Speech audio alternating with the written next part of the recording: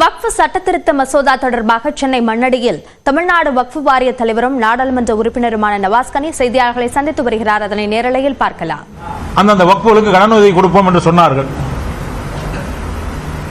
ரொம்ப சந்தோஷமாக இருந்தது.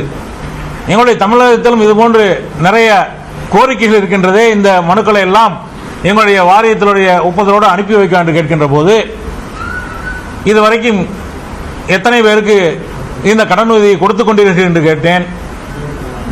யாருக்கும் கொடுக்கப்படவில்லை.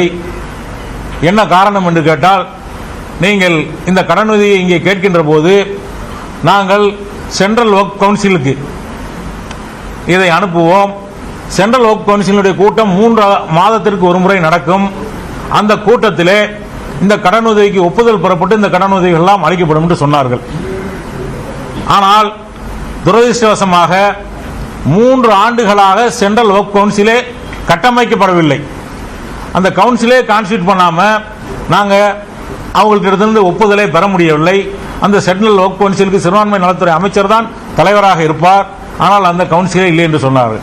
இதை ஏன் சொல்கிறேன் என்று சொன்னால், ஏற்கனவே இருக்கக்கூடிய ஒரு திட்டத்தின்படியே இவர்கள் எந்த கடனுதவியும் கொடுக்காமல் வக்ஃபினுடைய வளர்ச்சிக்கு எதிராக இருக்கக்கூடியவர்கள் வக்ஃபினுடைய வளர்ச்சியை ஏற்படுத்துவதற்காக இந்த சட்ட திருத்தத்தை கொண்டு வருகின்றோம். அதன் மூலமாக ஏழை முஸ்லீம்கள் பயன்பெறுவார் என்று சொன்னால் இது ஏமாற்று வேலை என்பதை சொல்வதற்காகத்தான் இதை உங்களிடத்திலே சொல்கின்றேன்.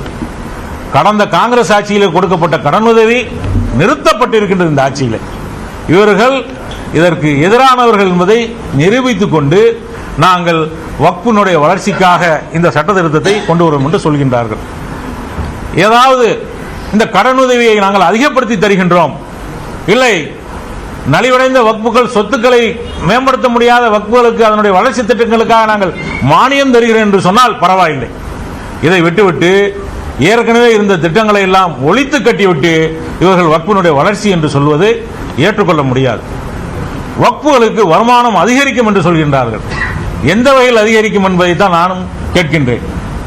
ஆனால் ஒரே ஒரு வகையில் இவர்கள் வருமானத்தை அதிகரிக்க வழிவகை செய்திருக்கின்றார்கள். என்னவென்று சொன்னால்,